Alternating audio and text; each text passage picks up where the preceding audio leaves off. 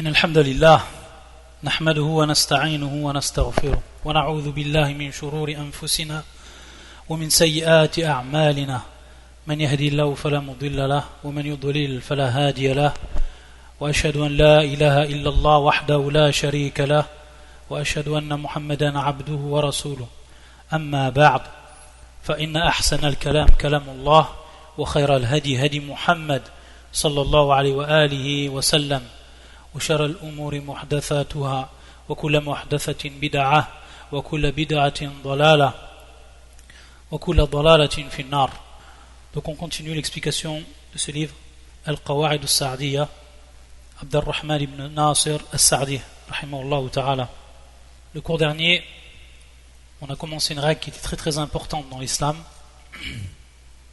qui était la 9e dans l'ordre des règles écrites par le shir dans son livre rahimahullah. Et on avait parlé de al-urf, on avait parlé de al-aada. On avait donné l'explication générale de cette règle et on avait insisté sur les termes employés, et plus précisément al-urf, le terme al-urf et le terme al-aada. Al-aada, on en a donné l'explication, la définition, que ce soit dans la langue arabe et ensuite dans la religion. Comment on va comprendre ce terme dans la religion. Ensuite, le deuxième terme qui était al-urf, on a également donné sa définition dans la langue arabe et son acceptation dans la religion. Et on a vu que c'était deux termes qui étaient très très proches. Sans rentrer dans les détails, il y a certaines différences entre les deux termes, al-urf ou al-aada, par rapport à un aspect plus général et un aspect plus particulier. À la kulli hal, on ne va pas entrer dans tous ces détails. Sinon, cette règle-là, les savants en ont beaucoup parlé, parce que, bien entendu, comme on l'a précisé le dernier cours, elle fait partie des 5 grandes règles de la jurisprudence, al-qawa'id, al-kubra, al-khamsa. Donc, il va de soi que les savants en ont beaucoup parlé dans leurs livres. Des savants qui ont même écrit des chapitres complets sur cette règle, et même des livres complets sur cette règle-là. Dans tous les madhahib, dans toutes les écoles de jurisprudence, des gens de la sunna du consensus. Que ce soit al-Shafi'iyya, al-Malikiyya, al-Hanafiyya ou al-Hanabila. Cette règle que le shir donc il a cité comme telle, al-urf wa al-aadatu yurja'u ilayhi fi kulli hukmin hakama bihi ash-shari'u wa lam yahiddahu bi haddin. Donc ça on l'a expliqué déjà. Les termes ils ont été expliqués. Et cette règle que l'on retrouve également par al-urf ou al-aadatu muhakkama. Muhakkama, qui est le fait du verbe hakkama, qui vient du verbe hakkama. Hakkama shay'un. Yani ju'ila ilayhi al-hukm. C'est une chose qu'on va prendre comme marja'. C'est-à-dire on va revenir à cette règle pour prononcer des jugements, pour prononcer des avis de jurisprudence, des fatawa. Donc, d'où on voit l'importance de ce qu'est al-urf dans la religion de l'islam. Al-urf. Après avoir vu les définitions, ici on a détaillé, c'est à cause de l'importance de la règle, mais également la compréhension des termes. Lorsqu'on étudie une règle, comprendre les termes c'est très important. Et ça permet de discerner cette règle-là et de la comprendre. Après avoir vu les définitions de tous les termes, on va revenir à ce qu'on appelle aqsam al-urf, les subdivisions ou les catégories de al-urf, le terme que je laisse ainsi, que je continuerai à prononcer en arabe vu qu'il a été assimilé par tout le monde, Inch'Allah, avec le cours dernier. Aqsam al-urf, les catégories, la subdivision, les subdivisions de al-urf. Bien entendu, lorsqu'on parle de catégories, de subdivisions, c'est suivant certains aspects, à partir soit de son sujet, ou ce à quoi elle est raccrochée, ou alors de sa cause. Tayyib. Dans un premier temps, par rapport à son sujet, les savants ont divisé l'urf en deux subdivisions, en deux catégories. Al-urf al-qawli, al-urf al-qawli, c'est-à-dire l'urf qui est propre à la parole. Ici donc on va voir qu'il y a un terme ou une parole bien entendu qui est constituée de plusieurs mots, qui va prendre un sens particulier chez des gens, chez une population, et qui en réalité ne correspond pas totalement à l'emploi original du terme ou de la parole. Ça va rentrer fil urf al-qawli. On peut donner des exemples. À titre d'exemple, actuellement fil urf, dans la plupart des pays, lorsqu'on dit al-walad, al-waladou, on veut dire par là le garçon, le mâle, le garçon. Ça, c'est ce qui est communément compris chez la plupart des gens. Lorsqu'on dit al-walad, on dit waladi, mon enfant, on veut par là le garçon. C'est ce qui est communément compris chez les gens. Si on regarde dans la langue arabe, al-walad, ça veut dire également la fille. C'est-à-dire que al-walad mushtarak baina al-dhakar wal-untha. C'est-à-dire qu'on peut utiliser également le terme walad pour la fille. Et on n'aura en aucun cas été à l'encontre de la langue arabe, bien au contraire. Donc on peut dire walad pour un garçon, on peut dire également walad pour une fille. Mais dans l'urf, ce dont se sont habitués les gens, c'est que al-walad, c'est le garçon. Ça, c'est un exemple concret. De même, ad-dabba. Ad-dabba.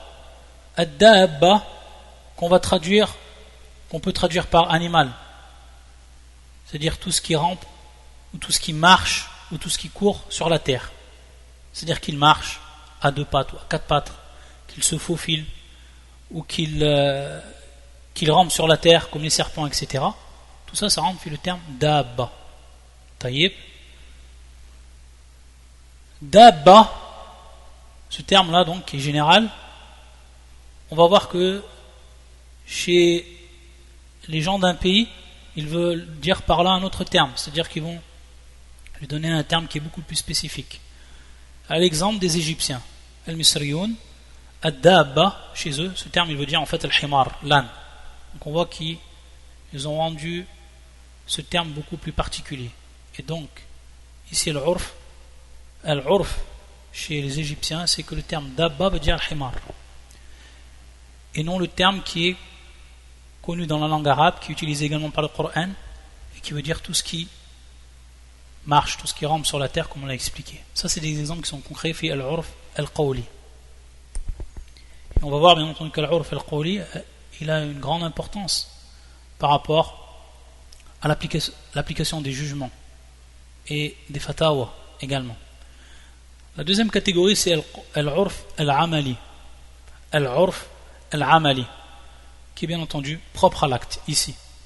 C'est donc une pratique ou un acte que les gens d'un pays ont adopté. Quand je dis d'un pays, ça peut être, ou alors tous les pays musulmans. On va revenir aussi sur un autre genre de catégorie de al-urf. Donc ce sont des gens qui ont adapté une pratique, une manière d'agir. Donc on est bien ici par rapport à l'acte. Donc c'est devenu une habitude chez eux, on appelle ça l'urf al-amali, tout simplement. Maintenant, si on regarde la subdivision de al-urf par rapport à son acteur, celui qui en est l'acteur, on va s'apercevoir que al-urf yanqasim ila al-urf al-am, c'est-à-dire donc al-urf qui est dit général, global. Et on veut par ici l'ensemble de tous les pays islamiques, l'ensemble des pays islamiques. Donc, une urf qui est connue de tous les musulmans des pays islamiques. Et la deuxième catégorie, urfun khas, une urf qui va être plus particulière, où à ce propos, il y a une divergence chez les savants, et on ne rentre pas dans toutes les divergences parmi les écoles de jurisprudence et parmi les savants également, pour ce qui est de al-urf khas, est-ce qu'on l'accepte ou pas. Il y a beaucoup de tafasil, il y a beaucoup de détails à citer, on ne rentre pas dans ça. Ala kulli hal, pour ce qui est de l'urf al-khas, ça va être donc un urf qui va être pratiqué par certains pays, ou alors dans certaines contrées, ou alors chez un groupe de gens. Taïb, comme par exemple, ce qu'on pourrait dire à titre d'exemple, al-fuqaha. Les gens consultent certains termes pour eux. À titre d'exemple, ils ont un sens qui est bien précis. On pourrait faire rentrer cela dans ce qu'on appelle l'urf. Ala kulli hal. On a l'urf qui est am, donc qui englobe tous les musulmans, tous les pays islamiques, et l'urf qui est khas, qui va englober uniquement un pays, ou alors une contrée. Et ensuite, la dernière subdivision, c'est par rapport à son statut. Par rapport à son statut. Et on a donc ici deux catégories, al-urf as-sahih, celle qui est considérée authentique et qui est prise en compte par la religion, et al-urf qui est dite fasid, qui est elle non valable, qui ne peut pas être prise en compte par la religion. Donc, on va voir les différences qu'il y a entre l'urf as-sahih ou l'urf al-fasid à travers donc les conditions d'acceptation de ce qu'on appelle l'urf. Donc lorsque l'urf il est dit sahih, authentique, alors on prend comme tel dans la religion. On revient à lui pour faire des fatwas et pour juger entre les litiges. Et l'urf qui est dit donc fasid, la i'tibar fi din, c'est-à-dire donc on n'en prend aucunement compte dans la religion. Les conditions donc pour savoir l'urf, est-ce qu'il va être accepté dans la religion ou pas, est-ce qu'il va être donc sahih, amla, on cite ici ce qu'ont cité la plupart des savants, 5 conditions. La première condition, an yakuna al-urf muttaridan. Muttaridan, qu'est-ce que ça veut dire ce terme muttaridan? Yani ma'roufan wa mutakarriran 'inda an-nas. C'est tout simplement que ce urf, cette habitude, elle soit connue et utilisée de manière répétée chez les gens, pratiquée de manière répétée chez les gens, qu'elle soit donc visible dans la société, que tout le monde qui vit dans cette société connaisse donc cet urf. La yakhfa ala ahad. On va voir ici qu'on parle donc de cette condition, on traite de cette condition, on parle de al-ghalaba, c'est-à-dire que dans la plupart des cas, où la plupart des gens vont connaître cet urf. Et bien entendu, ici le but de cette condition, elle est importante, c'est que la personne, dans la plupart des cas, ne va pas ignorer ce urf. Et donc elle va accepter cette habitude de manière automatique, systématique. Et ici donc, si on a un urf qui va être au contraire uniquement pratiqué par certaines personnes et de manière particulière, on pourrait même utiliser le terme ici marginal, alors cet urf n'est aucunement accepté dans la religion. Elle rentre donc dans la deuxième catégorie, urf fasid. Urfun fasid. Donc ça c'est important, qu'elle soit, comme le terme qui est utilisé, muttaridan, qu'elle soit connue, qu'elle soit apparente, qu'elle soit pratiquée de manière répétée par la plupart des gens. La deuxième condition, an yakuna amman, c'est que cette urf elle soit donc générale, qu'elle a un caractère global et général. Bien entendu ici, lorsqu'on dit global et général, que ce soit un pays où tout le monde dans le pays donc va pratiquer ce urf. Mais également ça se peut que ça soit dans une contrée, c'est-à-dire une contrée qui va être éloignée, très éloignée, qui va être indépendante. Dans cette contrée, tous les gens qui vivent en société à l'intérieur de cette contrée, ils ont donc des urf, que ce soit qawli ou que ce soit amali, que ce soit donc propre à la parole, que ce soit propre à l'acte. Et donc également ici, on va prendre en considération. Elle va donc être générale. Et donc le contraire ici, ça va être bien entendu qu'elle soit khassan, yani dans le sens bien entendu qu'on dit particulière, dans le sens qu'elle ne soit pas générale, qu'elle soit pratiquée uniquement par un groupe de gens, par un petit groupe de gens, et qui n'est plus donc générale. La troisième condition, et qui est très importante également, Allah yukhalifa nassan shar'iyyan, c'est-à-dire qu'elle ne va pas en l'encontre, ne s'oppose pas à un texte religieux, qu'elle ne s'oppose pas à un texte religieux. Par exemple, si on a un urf qui est dans le domaine du muharram, de l'interdit, alors cet urf, bien entendu, on n'est pas pris en considération. ou qui va à l'encontre d'un texte clair et explicite du Coran ou de la Sunna, également le urf n'est pas pris en compte, cette habitude n'est pas prise en compte. Taïb, ici bien entendu il y a beaucoup de détails à citer pour cette condition. On ne rentre pas dedans parce que ce serait très très long. C'est-à-dire le fait que النص تكون أو النص يكون عاما والعرف يكون خاصا ليس هناك يعني معارضة. C'est-à-dire il se peut que le texte il soit général mais que l'urf il soit plus particulier. À ce moment-là, on va voir ce n'est pas considéré comme une opposition et qu'on va donc utiliser ce urf. C'est pour ça que pour ce qui est de cette condition, il y aurait beaucoup de choses dans les détails. Si on rentre dans les détails, il y aurait beaucoup de choses à dire. Donc on en reste de manière globale. Allah yukhalifa nassan shar'iyyan, que ça ne va pas l'opposer à un texte du Coran ou de la Sunna. Ensuite, Allah yakuna tari'an. Allah yakuna tari'an, c'est-à-dire que ce ne soit pas un urf qui vient de voir le jour, qui est nouveau. Il faut que ce urf il soit donc reconnu par les gens depuis un certain temps. Si par exemple donc un groupe de personnes se mettrait d'accord sur une nouvelle habitude, un urf, et que cette habitude donc vient de naître, ce urf vient de naître, alors à ce moment-là, on ne peut considérer cela, on ne peut le prendre en compte dans la religion. Ça également, c'est un point qui est important. Donc il ne sera accepté du fait de sa nouveauté. Et ensuite, la dernière condition, qui est la cinquième, Allah yu'arida tasrih. C'est-à-dire qu'elles ne vont pas à l'encontre de ce qui va être explicitement cité oralement. C'est-à-dire que deux personnes peuvent se mettre d'accord sur, par exemple, un tijara, sur un commerce ou sur une vente, etc.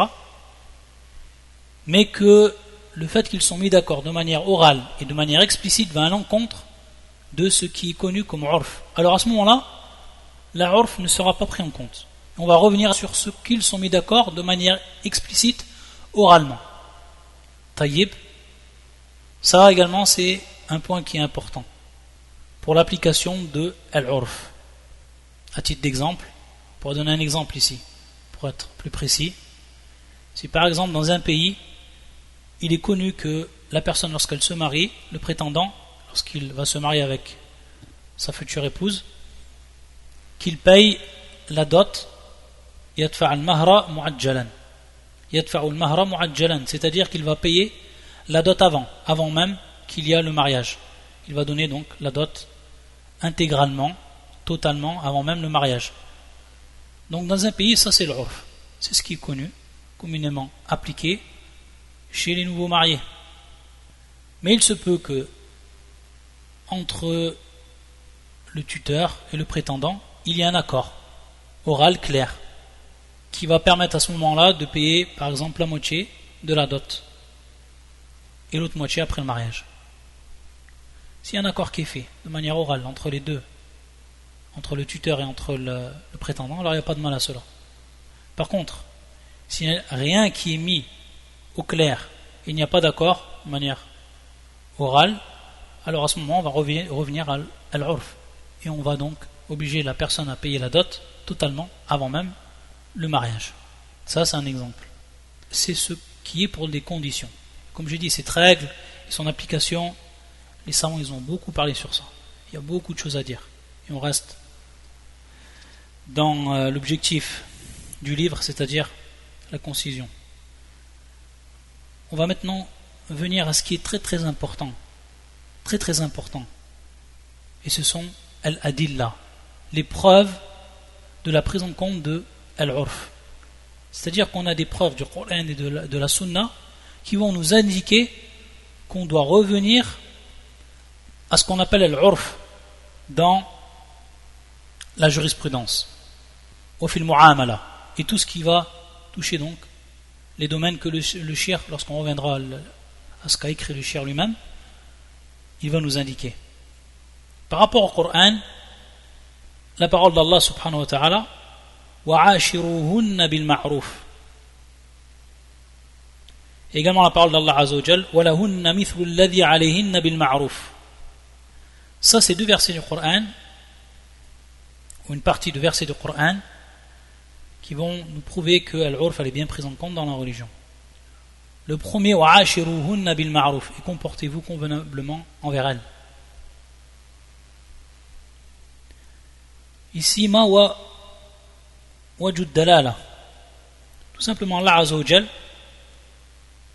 il nous indique ici, subhanahu wa ta'ala, que pour ce qui est de al-ashira, c'est-à-dire donc la vie conjugale entre l'époux et l'épouse, on doit revenir à ce qui est connu chez les gens comme faisant partie du bien. Donc on voit bien que le terme ici wa'ashiruhunna bil ma'ruf. Donc ici on est bien pour ce qui est connu d'entre les gens et ce qui est convenable. Donc ici on est bien fait l'urf. De même pour ce qui est du deuxième verset, walahunna mithlu alladhi alayhinna bil ma'ruf, comme nous rappelle l'imam Sa'di rahmatullah alayhi lui-même dans son tafsir, ay walin nisa'i ala bu'ulatihinna min al-huquq wal lawazim مثل الذي عليهن لأزواجهن من الحقوق اللازمة والمستحبة ومرجع الحقوق بين الزوجين إلى المعروف وهو العادة الجارية في ذلك البلد وذلك الزمن من مثلها لمثله.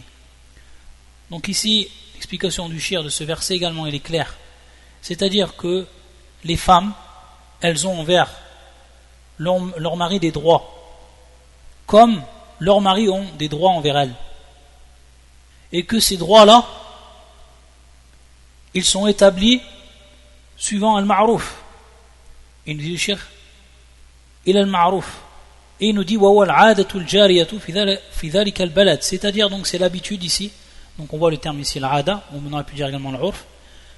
Wa al-'adatu al-jariya, c'est-à-dire, donc, l'habitude qui est connue et qui est pratiquée ici, dans le pays où l'on vit. Fi dhalika al-balad.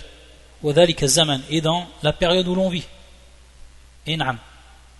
Donc ici bien entendu on va le voir également dans un autre verset, on va prendre en compte tout ce que la femme a droit, elle a droit, et tout ce que l'homme il a droit envers son homme et envers sa femme. Et bien entendu ici pour ce qui est des détails des droits, ça va être différent d'un pays à un autre, ça peut être différent également d'un temps à un autre.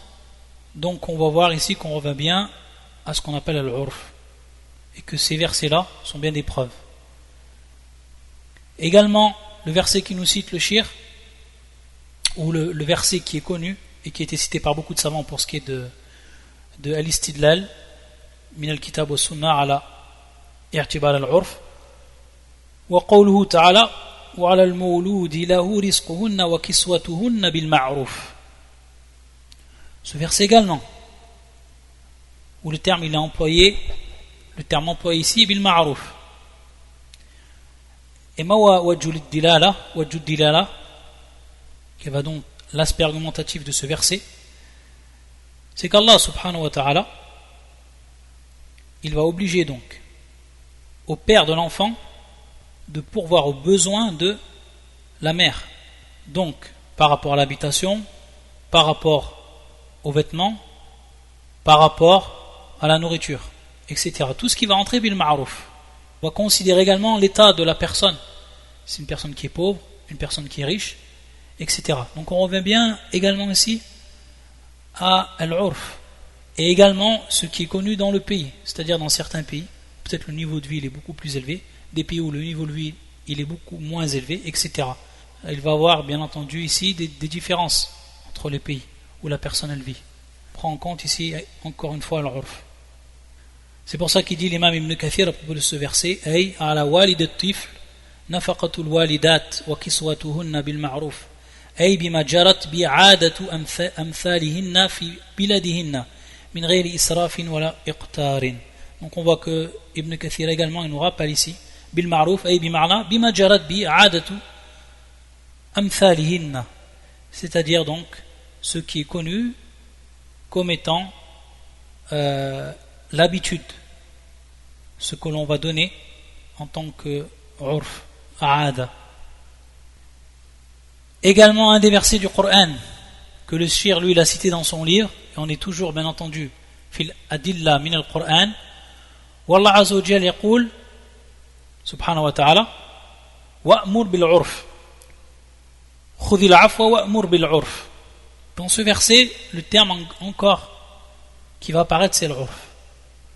Commande ce qui est convenable. Wa'mur bil 'urf.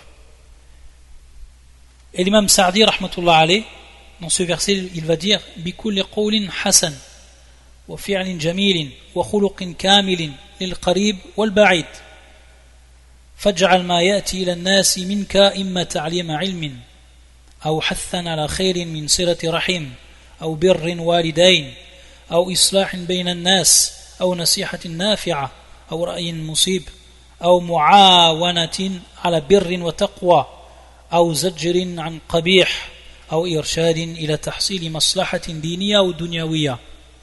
Donc on voit tout ça, ça va rentrer dans l'urf, et ce qui est pratiqué chez les gens, comme qawlin hasan, une bonne parole, la pratique du bien, des choses qui sont agréables aux gens, qui sont considérées comme de bonnes choses, avoir un bon comportement, que ce soit pour le proche, que ce soit pour celui qui est loin, celui qui est proche de toi, celui qui est loin de toi, l'étranger, et également soit envers les gens profitable, enseigner la science, motiver les gens à faire le bien, comme par exemple silat al-rahim, ou alors birr al-walidayn ou islah bayna an-nas, donc préserver le lien de parenté, de pratiquer la bonté envers les parents, de réconcilier les gens entre eux lors de litiges, ou de conseils qui sont très utiles, nasihatun nafi'a, ou alors donner un avis qui est le plus proche de la vérité, ou alors aider à la piété, à la crainte d'Allah Azza wa Jal, etc. dans ce qu'il a cité le shir. Tout ça, ça va rentrer dans al-urf. Ça, c'est ce qui est pour les versets du Coran. Maintenant, pour la sunna, on va voir que dans la sunna, le prophète sallallahu alayhi wa sallam, il est revenu dans les jugements qu'il a fait à également l'urf, urf al-nas. Et donc à partir de là, on va comprendre que l'urf elle est bien pris en compte dans la religion. Parmi les hadiths, ce hadith qui est muttafaqun alayh, anna Hindan bint Utbah qalat, c'est un hadith qu'on a déjà vu également, lorsque Hind bint Utbah est venue voir le prophète sallallahu alayhi wa sallam. Elle lui a dit Ya Rasulullah, inna Aba Sufyan rajulun shahih wa laysa yu'tini ma yakfini wa waladi illa ma akhadhtu minhu wa la ya'lam. فقال صلى الله عليه وسلم خذي ما يكفيك وولدك بالمعروف. C'est-à-dire, là elle est venue voir le prophète, elle s'est plainte de son mari en lui disant que c'est un homme qui est très avare, shahih, et qui ne lui donne pas ce qui lui permet de vivre, elle et son enfant, et que donc pour vivre dans l'honneur, et normalement elle est obligée de prendre de ses biens derrière lui, c'est-à-dire sans qu'il le sache. Oh wala ya'lam. Qu'est-ce qu'il a dit le prophète sallallahu alayhi wa sallam à ce moment-là? Il a dit donc khudhi ma yakfik, c'est-à-dire donc prends ce qu'il te suffit à toi et à ton enfant, bil ma'ruf, de manière convenable. Ici, qu'est-ce qu'on va voir? Le prophète sallam, il lui a pas donné, ou il lui a pas dit ce qu'elle doit prendre comme somme, ou etc. Mais il a fait revenir cela à l'urf. Il lui a dit donc de prendre, vu qu'il ne donnait pas assez pour vivre honorablement, il lui a dit, le prophète sallam, à cette femme, Hind, il lui dit donc de prendre ce qui est bil ma'ruf. Donc ici, bil ma'ruf bil urf, c'est-à-dire ce qui est connu de son temps comme étant el ma'ruf. C'est-à-dire pour que la femme, dans son temps là, elle vive convenablement, elle a droit à un minimum. Ce minimum, le prophète sallam, il l'a fait revenir donc à l'urf, ce qui est connu dans la société où il vivait, au moment où il vivait, fi zamanihim. Donc on voit bien ici que le prophète sallam, il est revenu dans ce hukm à l'urf. Et pourquoi cela? si de nos jours il va arriver la même chose, alors la personne qui va donner le hukm à cette femme qui va venir, que ce soit un qadi ou autre, il va lui dire la même chose. Mais ici, lorsqu'il lui dit la même chose, l'urf va bien entendu être différente du temps où vivait le prophète sallallahu alayhi wa sallam, par rapport aux moyens, par rapport au niveau de vie et le pays où il vit également. Par exemple, la personne qui va vivre dans un pays pauvre, elle ne va pas avoir la même demande que la personne qui vit dans un pays riche. Ou alors, lorsque la personne, également, on va voir l'état du mari, c'est quelqu'un qui est riche, ou alors une personne qui est pauvre, etc. Donc on voit tout ça, ça rentre fil urf. Et ici, le prophète sallallahu alayhi wa sallam, il a bien fait revenir le hukm, il a l'urf. Donc c'est clair pour ce qui est de ce hadith. De même, hadith qui est rapporté par l'imam al-Bukhari, on va voir apparaître également ici al-urf, et qui est le verset qui est le suivant. من حديث أنس بن مالك قال حجم رسول الله صلى الله عليه وسلم أبو طيبة فأمر له رسول الله صلى الله عليه وسلم بصاع من تمر. Abu Taïba radiyallahu anhu, il a pratiqué donc la saignée, hijama, sur le prophète sallallahu alayhi wa sallam. Le prophète sallallahu alayhi wa sallam, une fois que ça a été fini, qu'est-ce qu'il a ordonné? Il a ordonné qu'on lui donne à Abu Taïba, qu'on lui donne sa' min tamr. Donc on lui donne cette mesure qui est connue dans la sunna du prophète sallallahu alayhi wa sallam, sa' min tamrin, c'est-à-dire de date. Ici, quelle va être wajh al-istidlal? Le prophète sallam, avant même de commencer Adil Hijama, il n'y a pas eu un accord entre lui et Abu Taïba. Mais de ce temps-là, al-urf, c'est-à-dire l'habitude, la personne qui va pratiquer le hijama, qu'on lui donne donc un salaire, et que ce salaire, il va être connu comme étant ce que le prophète sallam, il a donné. C'est-à-dire qu'il revient ici encore une fois à al-urf. Donc il a donné sa' min tamr. De ce temps-là, ce qui était connu, pour la personne qui va faire le hijama, qu'on lui donne dans un premier temps un salaire, alors que le prophète sallam, il n'y a pas eu un accord préalablement entre celui qui va lui faire le hijama et lui, qui est donc celui qui va en profiter. Mais qu'ensuite, une fois que c'était fini, il lui a donné sa' min tamr. Donc on voit ici, à partir de là, que c'est une preuve également que le prophète sallam, il est revenu à al-urf pour ce qui est de cet acte-là. Et on va en citer plusieurs hadiths du prophète sallam pour que ce soit encore des plus clairs. Et donc on voit le domaine de al-urf et ce que ça comprend à travers donc la sunna du prophète sallallahu alayhi wa sallam. Ce qui touche également les menstrues. Dans ce hadith qui est rapporté par l'imam Abu Daoud, At-Tirmidhi ou Ibn Majah, bisanadin sahih, Hamna bint Jahsh, elle est venue voir le prophète sallallahu alayhi wa sallam et elle s'est plaint donc qu'elle avait beaucoup de sang qui sortait donc d'elle à cause donc des menstrues. Et plus précisément donc ici al-istihada.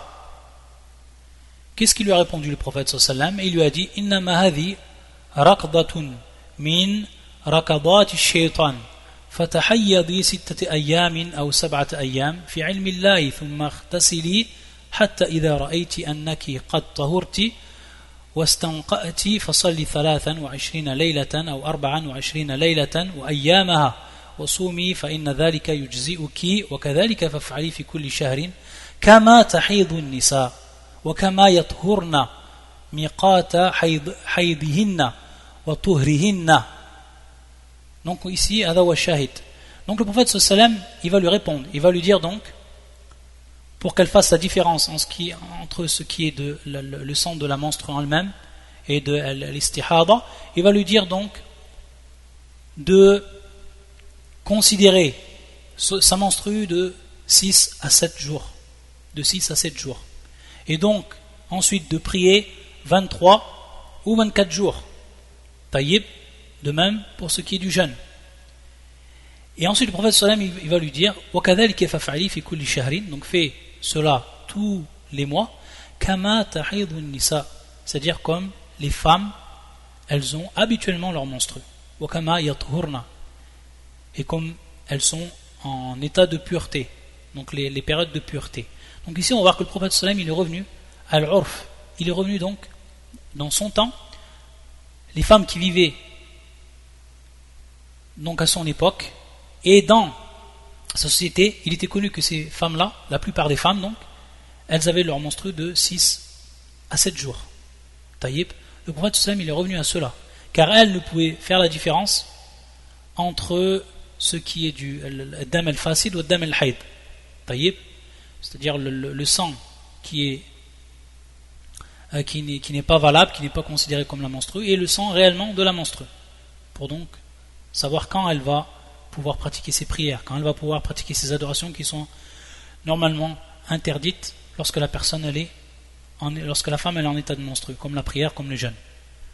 Donc ici on voit bien que le prophète sallam il est revenu encore une fois à l'urf, et c'est donc une preuve que l'urf elle est bel et bien prise en compte dans la religion. Encore un autre hadith, mais dans un autre domaine, ici. Dans ce hadith, qui est rapporté par l'imam Ahmed et d'autres encore, qui est un hadith authentique,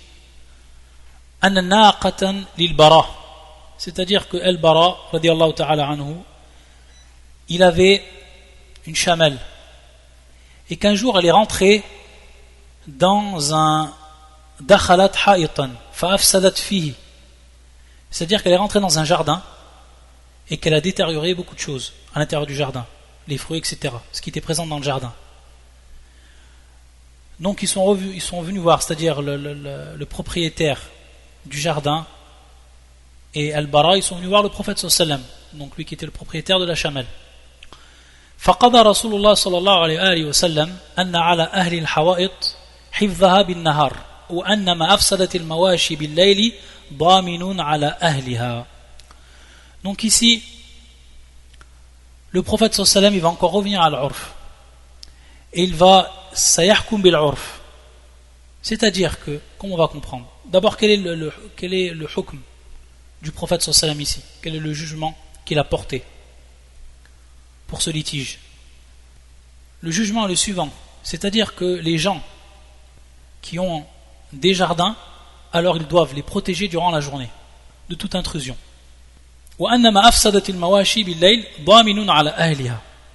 Et que donc la nuit, s'il va y avoir donc, que ce soit donc un chameau ou autre, tout ce qui rentre fil al-mawashi, dans le bétail donc, s'il rentre donc durant la nuit dans un des jardins, alors le propriétaire des bétails, c'est lui qui devra donc en assurer le dédommagement. Qu'est-ce qu'on va comprendre ici? On va comprendre que le prophète sallam, comment il est revenu à l'urf ici. Tout simplement, il est connu de son temps, le prophète sallam, que les gens, ils protègent et ils surveillent donc leur jardin durant la journée. Taïb.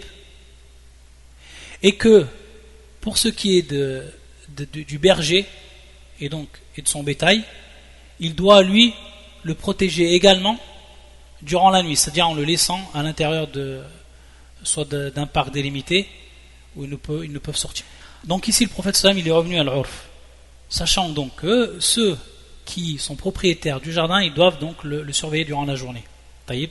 Par contre, ceux qui sont propriétaires du bétail, ils doivent donc les garder durant la nuit afin qu'ils ne sortent pas, qu'ils ne détériorent pas, parce qu'à ce moment-là il n'y aura pas de gardiens qui seront présents dans le jardin.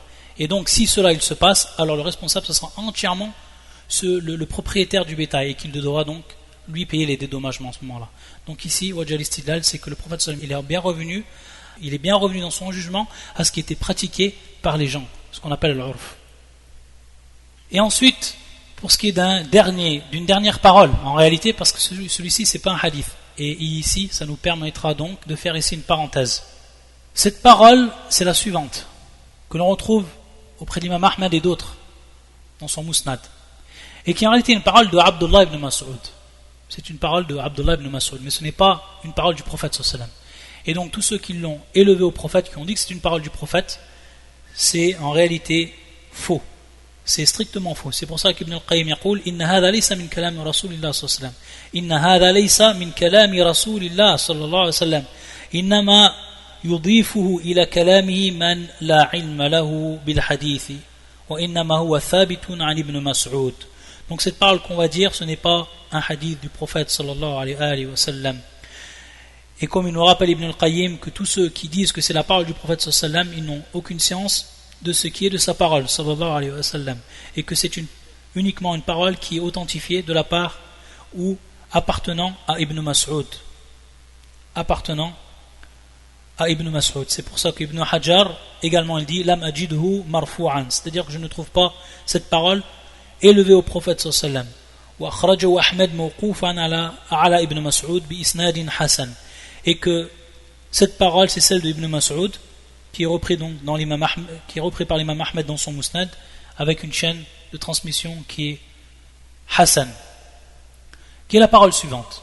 يقول Ibn Mas'ud إن الله نظر في قلوب العباد. Allah Azza wa Jalla il a regardé le cœur des croyants. فوجد قلب محمد صلى الله عليه وسلم خير قلوب العباد. Il a trouvé donc le cœur du prophète صلى الله عليه وسلم le meilleur de toutes les créatures. فاصطفاه لنفسه. Et donc il l'a choisi pour lui-même. فابتعثه برسالته. Et donc il l'a envoyé pour transmettre son message.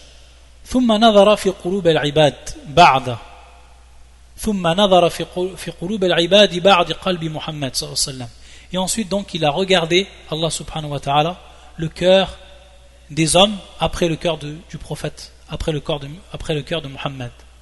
فوجد قلوب أصحابه خير قلوب العباد.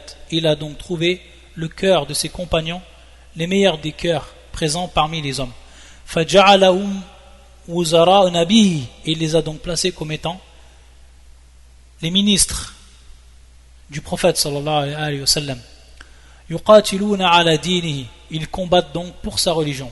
فما رأى المسلمون حسنا فهو عند الله حسن وما رأوا سيئا فهو عند الله سيء. Ici c'est الشاهد.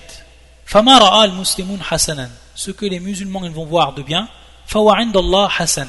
Ça va être auprès d'Allah Azza wa Jal considéré comme bien. وما رأوا سيئا فهو عند الله سيء. Et ce qu'ils vont voir de mal, ça va être considéré auprès d'Allah Azza wa Jal, فهو عند الله Azza wa Jal, ça sera donc auprès d'Allah Azza wa Jal mal. Donc bien entendu ici il faut bien comprendre pour ce qui est de cette parole, ne pas dire que c'est la parole du prophète sallallahu alayhi wa sallam. Ça c'est la première chose. La deuxième chose, comprendre ce que veut dire cette parole et comprendre le terme al-muslimoun ici. Lorsque Ibn Mas'ud il a dit al-muslimoun, فَمَا رَأَى الْمُسْلِمُونَ حَسَنًا فَهُوَ عِنْدَ اللَّهِ حَسَنٌ وَمَا رَأَوْا سَيِّئًا فَهُوَ عِنْدَ اللَّهِ سَيِّئٌ. Al-muslimoun ici, on a l'alif ou l'lam. Soit ça veut dire, comme l'ont expliqué les savants, tous les musulmans. C'est-à-dire ici que pour un acte où il y a ijma' al-muslimin, et bien entendu ici, lorsqu'on dit les musulmans, c'est al-mujtahidun minhum. C'est-à-dire ceux qui vont être considérés comme mujtahid et qui ont la capacité, qui sont habilités à émettre donc des fatwas, des avis ou alors d'émettre ce qui est propre à la religion. Taïb. Donc ici, al-muslimoun, c'est tous les musulmans. Donc ici, c'est bien entendu lorsque tous les musulmans vont être d'accord. Et bien entendu, alors tête al-mujtahidun, al-ulama minhum. Ça c'est la première chose, pour bien comprendre.